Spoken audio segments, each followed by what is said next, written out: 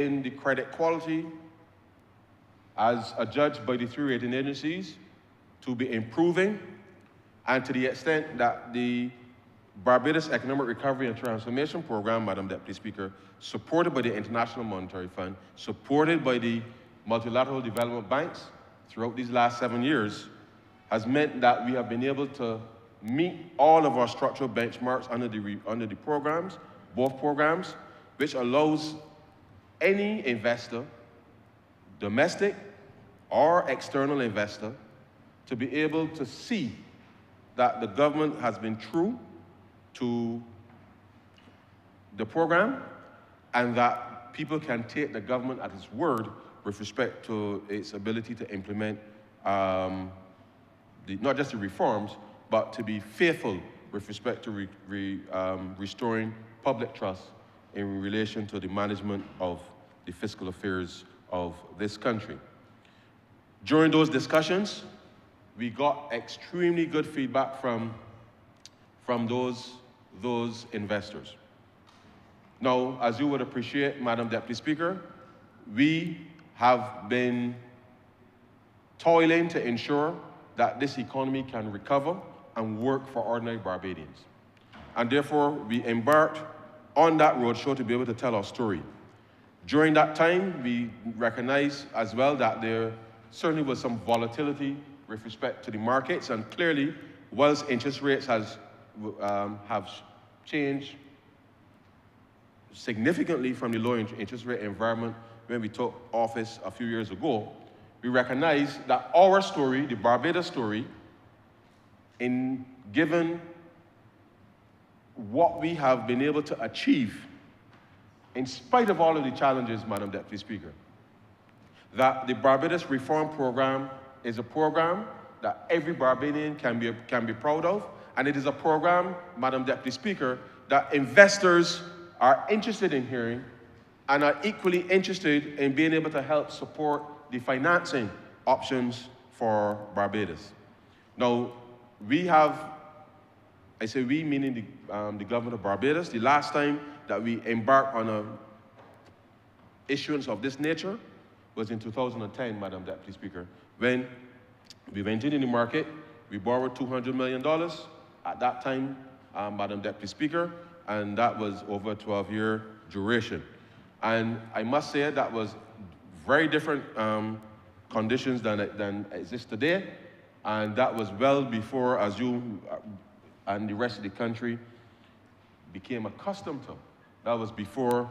the myriad of downgrades that occasioned this country,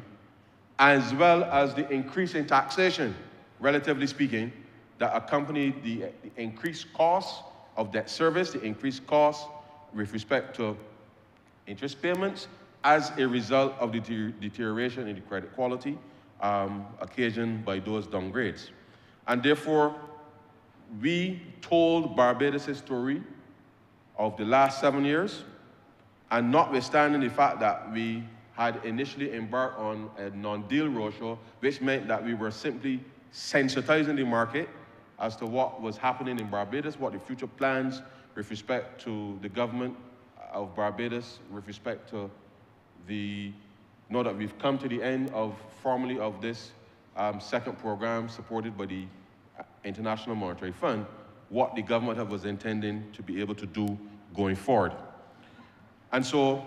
subsequent to that, at the conclusion of that roadshow, and we met some 53 sets of investors, some of the largest hedge funds in the world, some of the largest pension funds in the world, Madam Deputy Speaker. And at the conclusion of that roadshow, we felt that the conditions were sufficiently amenable for us to be able to achieve what we potentially wanted to achieve should we seek to execute this program. As it relates to the liability management, as I said, all we are doing here, Madam Deputy Speaker, is swapping debt and to be able to extend the maturities of some of the debt and to prepay some of the IMF debt, which, as you know, Madam Deputy Speaker, 7 years into the life of this administration, we engaged the International Monetary Fund as early as June of 2018, and therefore, once we reached staff level agreement shortly after that, the formal program started in October of 2018. And so 7 years now has pretty much passed, and therefore, as you would recognize, some of that IMF debt now has to start to be repaid, because the IMF, being the lender of last resort, typically gives lending over that 7-year period in order to make sure then that countries are not dependent on IMF support. And therefore, as we approach this particular juncture, we felt it was important that given that the interest rates have changed significantly over these last 7 years, we felt it was important to be able to ensure that we are able to better manage the flow of debt service, and therefore we've come here to this Parliament to be able to conclude this transaction that helps us to be able to repay initially some 340-odd million in relation to the Eurobond, Madam Deputy Speaker, US dollars, as well as approximately $142 million prepayment with respect to the IMF debt that is going to be scheduled to be paid between the end of this year as well as the end of 2026. And so we are here to be able to do that, which in of itself, Madam Deputy Speaker, creates fiscal space, because it means that the gross financing for government over the next year, 18 months to 2 years, will be less in relation to how we are able to execute our fiscal program. It also means, Madam Deputy Speaker, that rather than having to find resources to do that, it means then that we can focus a little more in relation to being able to drive more capital and to be able to do more for Barbadians. And therefore, notwithstanding the fact that the timing with respect to where the world seems to be going, I fundamentally believe, Madam Deputy Speaker, that giving ourselves the most flexible type of arrangements, given where the world seems to be going, is the right thing for Barbados at this time, and therefore this liability management operation, I believe, is most fundamentally important for the future of Barbados. I should also add, Madam Deputy Speaker, that the IMF board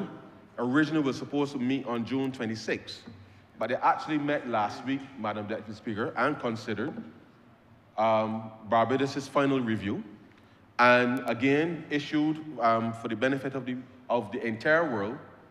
confirmation that Barbados had indeed successfully concluded all of the arrangements under the second fund program, and therefore the timing with respect to the execution of this transaction could not have been better from the perspective of being able to signal to the market that Barbados had not just turned around its fortunes, but that any investor, locally, regionally, or internationally, Madam Deputy Speaker, can trust the government of Barbados when it comes to the management of the fiscal affairs of this country, but equally, Madam Deputy Speaker, that the course that we have set for Barbados, for this economy, is a sound course, and that people, Madam Deputy Speaker, no matter where you are in the world, can believe in the government and the people of Barbados on this particular journey. And therefore, notwithstanding some of the commentary that I saw locally, and admittedly, Madam Deputy Speaker, I know that there are some for whom the last 7 years is not kind, because it demonstrates what competence looks like politically, what competence looks like from a governance perspective, what competence looks like from a professional perspective, and therefore there are some who will harken back to a time when the debt to GDP was indeed almost 180%. But debt to GDP today is just about 102%. as I indicated earlier this year. We are going on a downward trajectory, and by the end of this year, we should be less than 100%. Less than 100%. But the work is not yet done. And as I said earlier, Madam Deputy Speaker, we are smoothing out the debt service profile in order to ensure that we can focus more on the things that matter most to Barbadians. And so we will continue to pay our debts. The ratings agencies have all acknowledged the progress that we have made as a government and as a country, and therefore, as we seek to execute these transactions, as you know, Madam Deputy Speaker, we have done a couple of debt swaps already, but those debt swaps were occasioned by guarantees by the multilateral development banks. This is Barbados going into the market and saying to the market, this is our story. We have been able to restore the macroeconomic fundamentals in this country, and people in Barbados are seeing the benefits of that restoration of macroeconomic confidence, and therefore, as investors, you too can be confident in being able to invest in Barbados. And therefore, that has been part of what we've been able to achieve. And therefore, whilst there were questions about whether or not the government will be able to raise money, I can say to this chamber and to the country, Madam Deputy Speaker, that whilst we put out a tender notice on, the date that escapes me is 2 Fridays ago, Madam Deputy Speaker, a tender notice.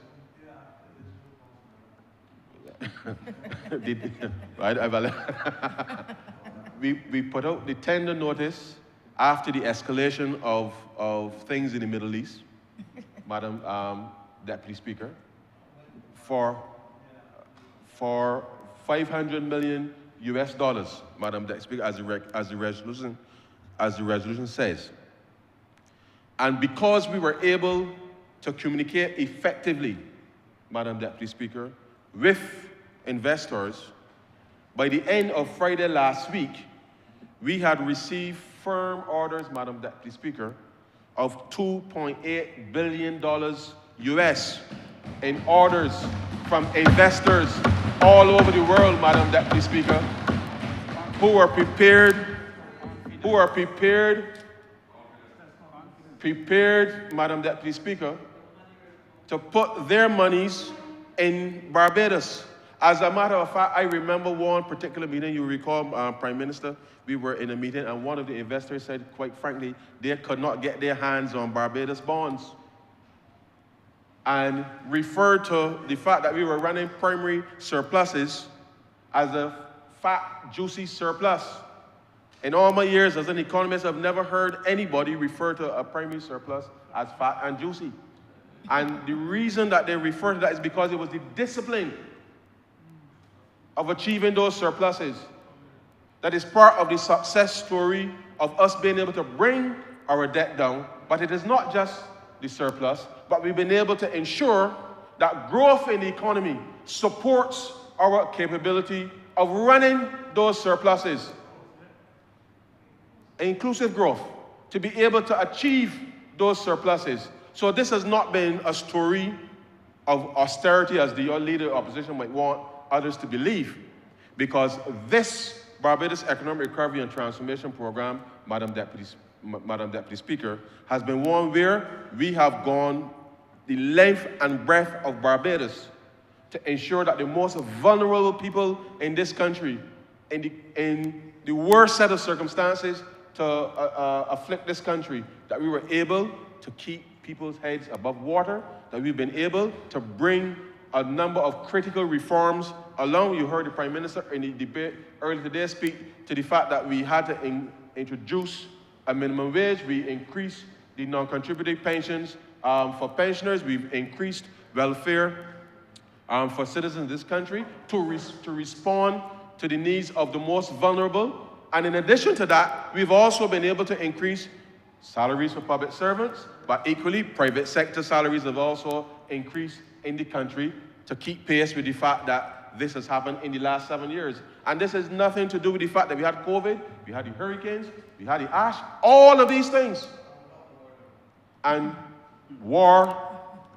2 wars, 2 wars. And there's 3, one in George Street, one in George Street, but nevertheless. All of these things, seriously, Madam Deputy Speaker, all of these things. And the Barbados economy has been able to rebound strongly, and our ability to ensure that citizens, ordinary people, Madam Deputy Speaker, that we can keep the incidence of tax where it is, and to continue to service, improve the delivery of public goods and public services in this country, Madam Deputy Speaker, is important. And therefore, we are not going to stand here and rest on our laurels, because we know that there's still some things that need to be improved.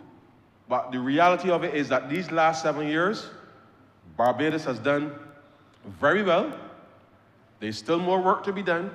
but we know that the best thing that we can do is to ensure that we have enough buffer to be able to respond to any eventuality. And this liability management operation today, Madam Deputy Speaker, is an important tool that allows the government to be able to achieve this. Now, what does this mean with respect to the fiscal situation over the next few years? Basically, it means that we will free up about $372 million for the remainder of 2025 and through the calendar year of 2026. And this is important because this, as I said earlier, reduces the financing needs of government over the next 18 months or so, and allows us then to be able to extend those maturities out, and allows us then to be able to do things in the interim that makes more sense for ordinary citizens. As I indicated earlier, Madam Deputy Speaker, the last time we went into the market in this way was 2010, when we issued that $200 million loan in the market. Barbadians may remember there was a Credit Suisse loan in 2013. That was not a market issuance. It was a syndicated facility that was facilitated by Credit Suisse, which is a different type of arrangement, but the reality is that this is genuine participation by a range of investors. More than 90 investors now hold this new instrument across the board,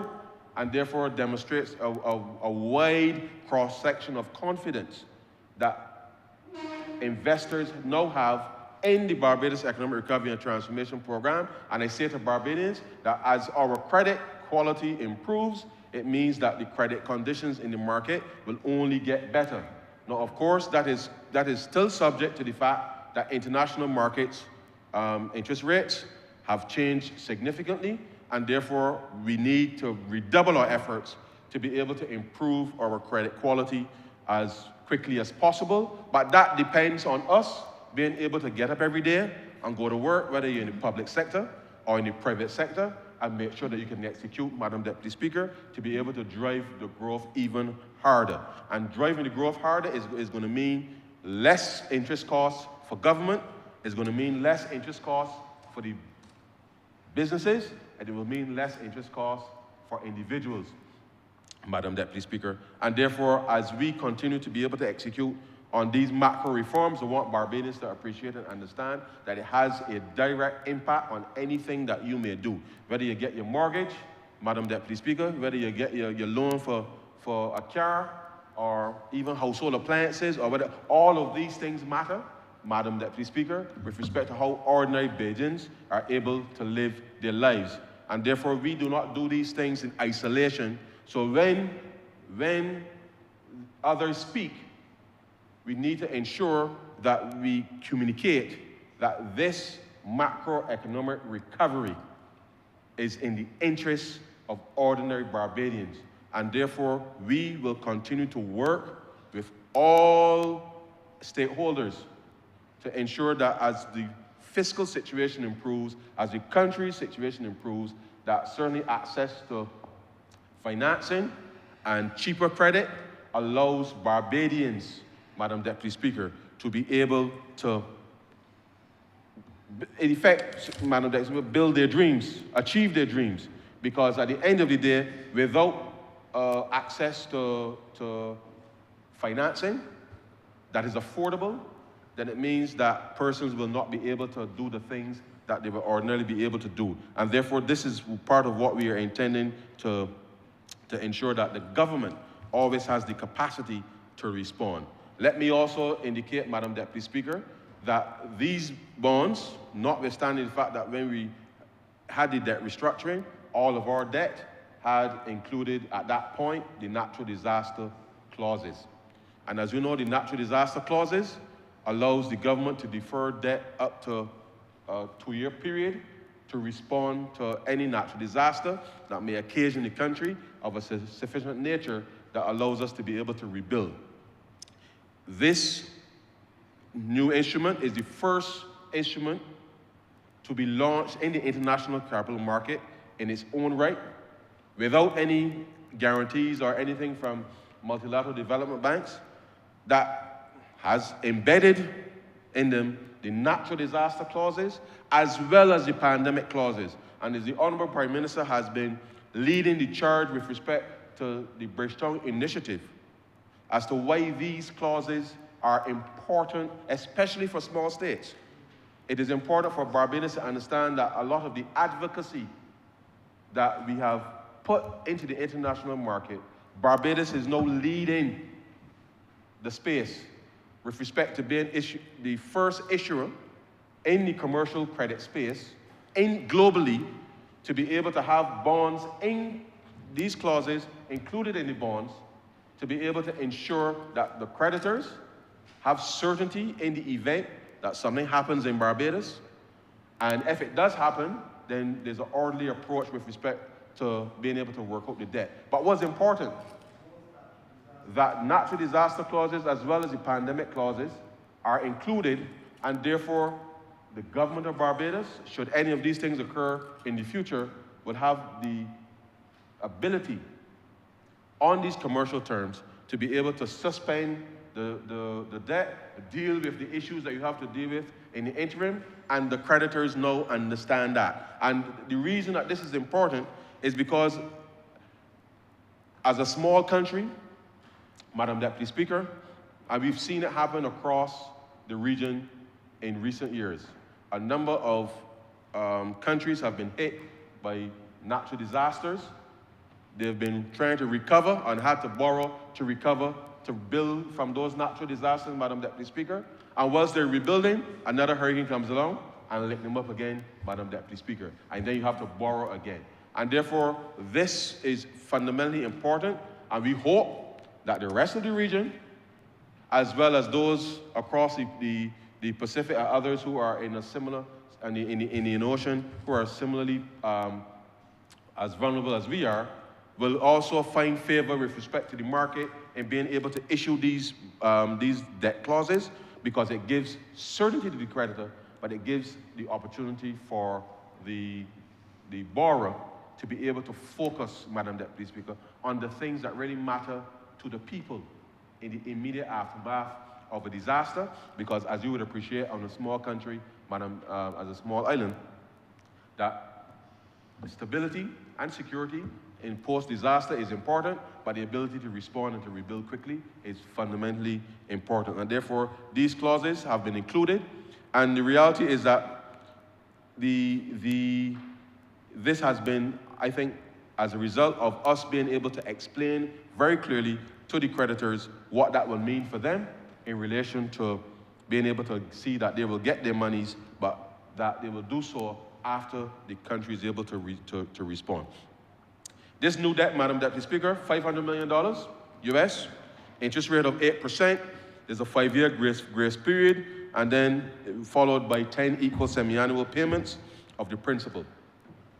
And the final maturity is the 26th of June, 2035, Madam Deputy Speaker, and therefore it is important that the public understands that. Now, the existing debt, and let me indicate, the existing debt that we had before was 6.5%, Madam Deputy Speaker. But the higher interest rates are for a couple of things. One, the maturity is 5.5 years longer in weighted average terms. So as I was indicating, the existing bonds were due to mature in 2029, Madam Deputy Speaker. We have now extended the terms to 2035.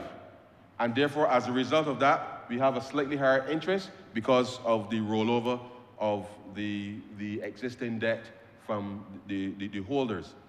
And therefore, the longer weighted average terms is as a result of that, but equally, because the underlying US Treasury interest rates have gone up, upon which everything in the world,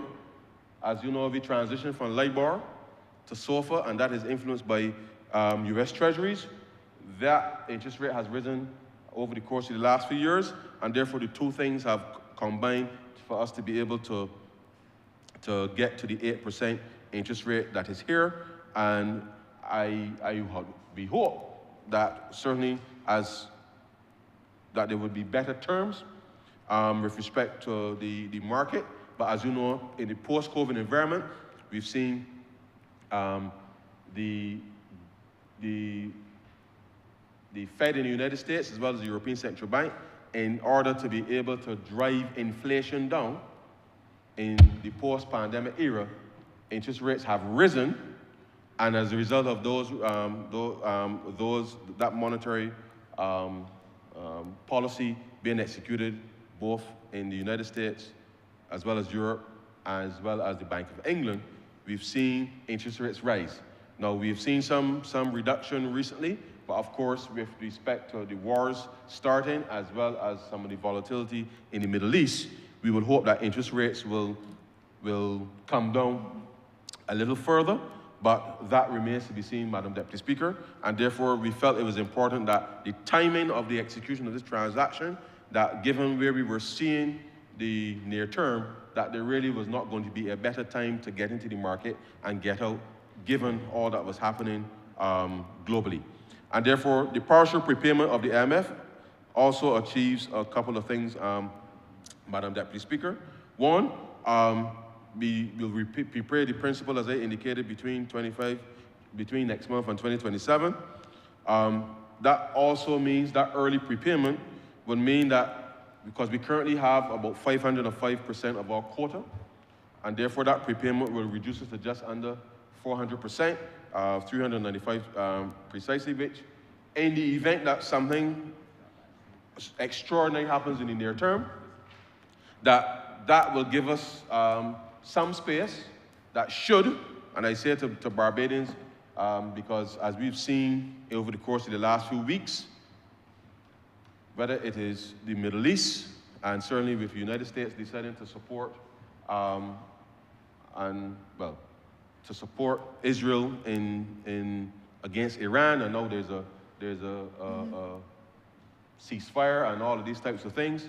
The reality is the world has become a much more volatile place. And therefore, in the event that, and I know it's something that we will discuss with the social partnership soon, is that now that we've come to the end of this IMF program,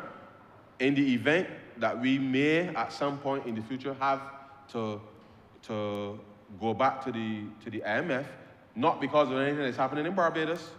but purely because of things that may be happening outside of Barbados. That in the event that this would allow us to be able to have additional resources available, so prepaying now helps us to be able to have more access to resources, emergency resources, in the event either of a natural disaster or any other issue that may arise. And so, but in addition to that, it means that by prepaying, it means that the surcharges that are usually accompanied by the surcharges charged by the IMF, that we will be able to avoid those, and therefore it means that we are able to benefit from being able to prepare early. And therefore, again, Madam Deputy Speaker, it means that that is monies that Barbadians don't have to look for to repay the IMF. So there's good reason here to be able to do this liability management transaction and to be able to exercise what I believe, Madam Deputy Speaker, is prudent debt management, prudent fiscal management, but more importantly, ensure that we can respond to the people of Barbados if and when we need to, especially given that we've seen an escalation in commodity prices to some degree, as well as continued pressures with respect to inflation. And so we have been able to get to this point because we have been diligent with respect to the work that we've done over these last 7 years, Madam Deputy Speaker. I wish the market was in a better condition than it is today, but at the end of it, the government still has to be able to manage the fiscal affairs. There will be other opportunities because we are working currently on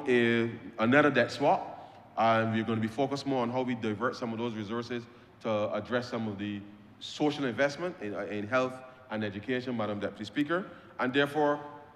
I think by now Barbadians will come to the realization that the government is utilizing every tool it has in its arsenal to be able to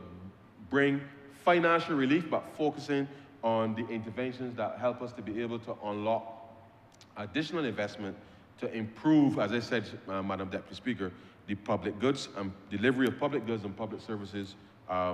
in this country. And so, Madam Deputy Speaker, this is a good day for this country. And whilst, as I said earlier, we do not rest on our laurels, the reality of where the world seems to be going, Barbados must find itself in a position always, Madam Deputy Speaker, to have some level of flexibility. I cannot tell you, and certainly Leader of the Opposition cannot tell you where he will be in the next 18 months or where I will be in the next 18 months. But the reality is that we are ensuring that Barbados has the capability, especially in terms of what we are seeing globally, to always be in a position to respond to any eventuality. And we have built enough buffers because we found when we came to office, we had 3.5, nearly 4 weeks of reserves. We now have 7 months, Madam Deputy Speaker, of international reserves. And that is not to boast by any stretch of the imagination, but that is to ensure that, one, the defense of the peg is solid. We have the capability to be able to respond to the private sector should they need it in order to ensure that we can drive growth, and therefore that is why we have spent the time being able to ensure that the buildup in reserves, which is driven largely in part by the strong tourism performance, that continues to be so, and we are monitoring very carefully the source markets to ensure that that continues over the near term. In addition to that, Madam Deputy Speaker, as I said earlier, the fiscal program in terms of the primary surpluses continue. We've reformed our corporate tax regime. We have prepayments in place, and we have also restarted the domestic market. And I want to take the time just very quickly right now, Madam Deputy Speaker, to say to Barbadians, especially those persons who have foreign exchange accounts in our local banking system. We have collectively $1.6 billion in individual accounts in our banking system right now, not earning a single cent of interest. The government, as part of us being able to resuscitate the domestic market, we have issued a US dollar denominated bond, just 18 months, 3%, to allow persons, just as we've done here internationally, to allow persons who have monies in their bank account, in their US dollar accounts, to be able to get some interest, participate in helping to shape the financing of government and the building out of this economy. And therefore, I urge Barbadians, if you don't have to take my word, take the word of the IMF, take the word of these investors who have lined up to put $2.8 billion behind the government of Barbados, and we said we only want $500 million. And therefore, look at the performance of the Barbados economy, and you can determine for yourself whether or not you believe that the bond that we've put out is something that will be of interest to you. And I know that if you do so, you will also participate as well. We have also reissued in the market another BOSS bond, $200 million. I signed the order last week for it. The BOSS bond is a 5-year bond. This is now in Barbados dollars, Madam Deputy Speaker. 4.5% over 5 years. Madam Deputy Speaker, we've gone through the mathematics. Every single bond, savings bond that we have issued, we've ensured that we've been able to repay Barbadians, and they were not subject to restructuring. But I'm not going to go through that sordid detail of what the last government did, but this government has held faith with that. And so as we have restarted the domestic capital market, Madam Deputy Speaker, we are absolutely confident that Barbadians can also contribute to the financing and build-out of the recovery of Barbados, and that as we move forward, that not just will you get a better return, but you can be assured that with the improvement of the government's credit quality, that you can feel more confident that with every $100 that you put in a bond or a treasury bill or anything of that nature, that you are assured that you will get that monies back, those monies back, Madam Deputy Speaker, at the assigned time. And therefore, this is us setting up the economy to have Barbadians included in the recovery, Madam Deputy Speaker, because there are not a lot of options out there right now, and it's something that we want to give Barbadians the assurance that this performance on the efforts that we've all undertaken over the last 7 years, that there will now be some financial benefit, some financial return to Barbadians that they can hold on to. And therefore, it is important, as I've had to remind some persons in the market, that when we first came to office, the treasury bill rate was 7.25%, Madam Deputy Speaker, for 90 days. Today,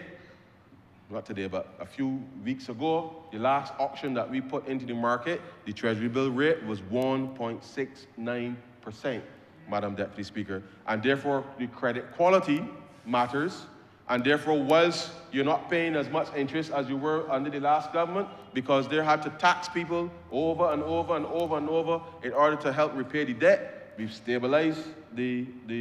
debt situation in the country. And whilst I can't promise you that you can get 7.5% from the government for a 90-day treasury bill, I can assure you that as we rebuild the yield curve and give options for how long you want to give the money to the government to, that you will get a reasonable rate of return that is respectable, and you don't feel as if you are lending to the government like it is a payday loan or there's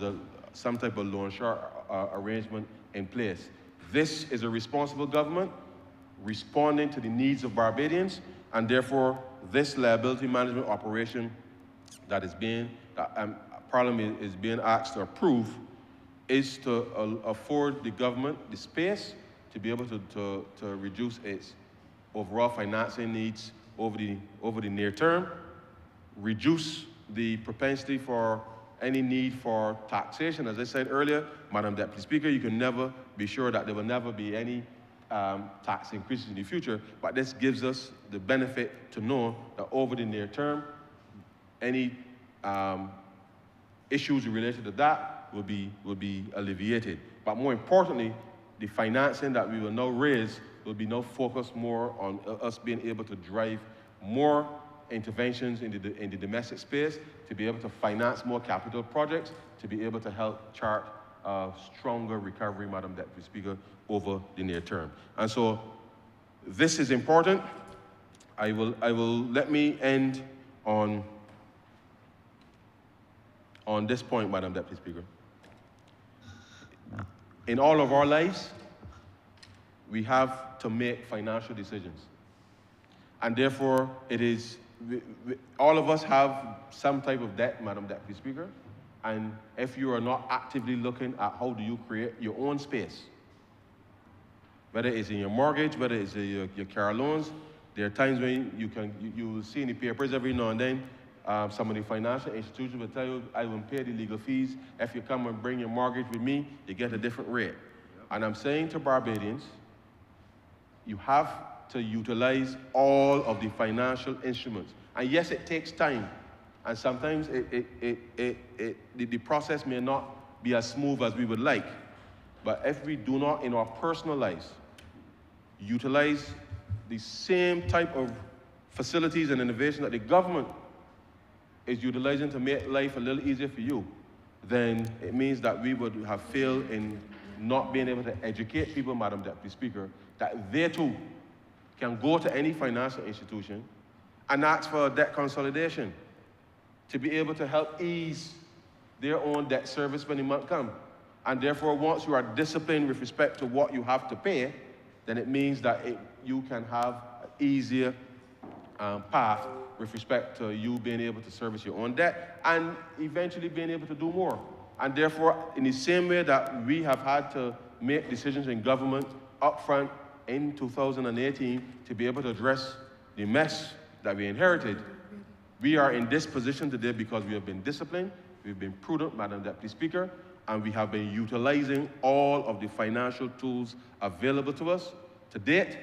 to be able to not just execute this particular transaction, but I urge Barbadians, review your own financial circumstance and be open and honest with your financiers about what it is you can afford. And once you can agree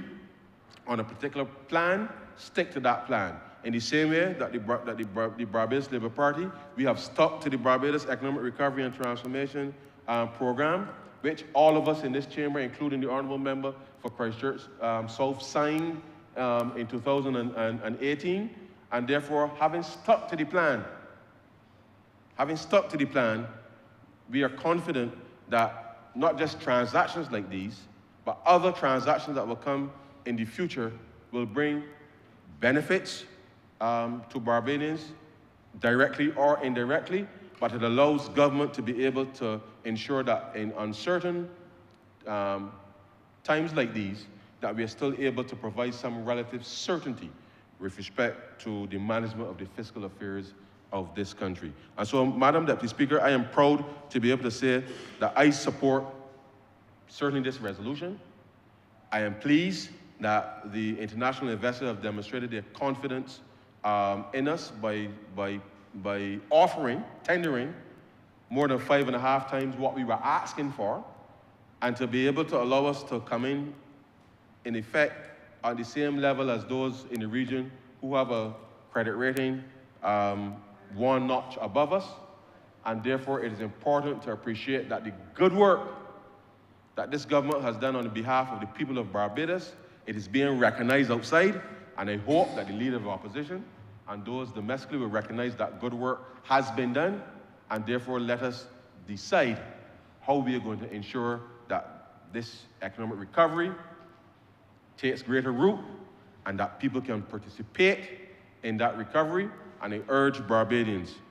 the government is making available options for people to invest in. We are not promising anybody any quick returns. You have to set those thoughts aside and focus on what is discipline.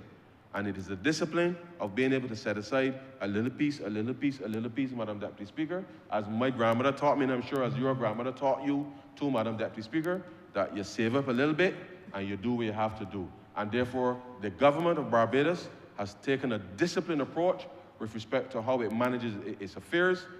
We will go to the markets as we need to go to the markets, whether domestically, regionally, or internationally. And at all times, we are doing so mindful that the benefits that we want to carve out for average Barbadians is such that we, one, no longer have to focus on the high tax burden that existed before, and that we're able to manage that and maintain that, Madam Deputy Speaker, but we have to do so by managing debt,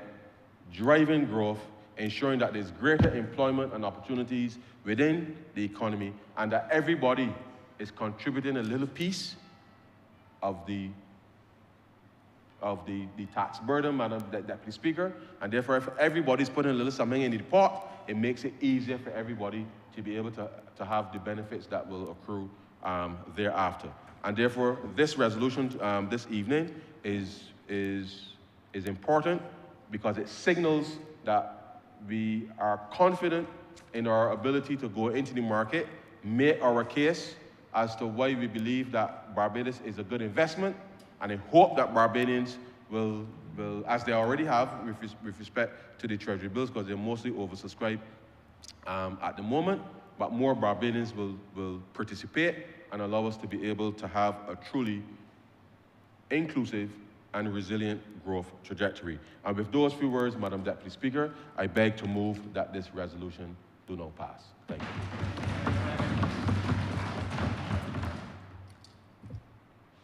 The question is that this resolution do not pass.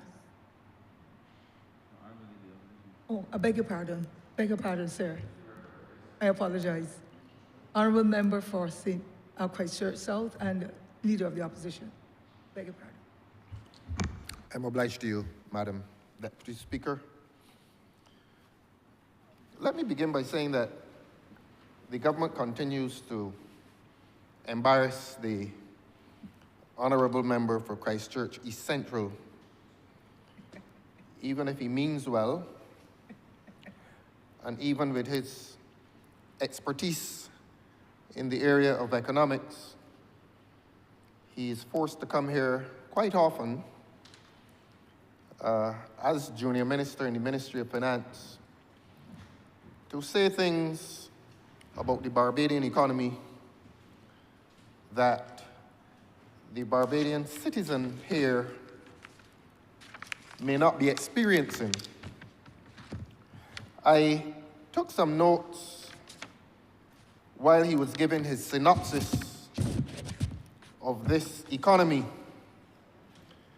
And I think the first note I took was when the Honourable Member for Christchurch East Central said, and I quote,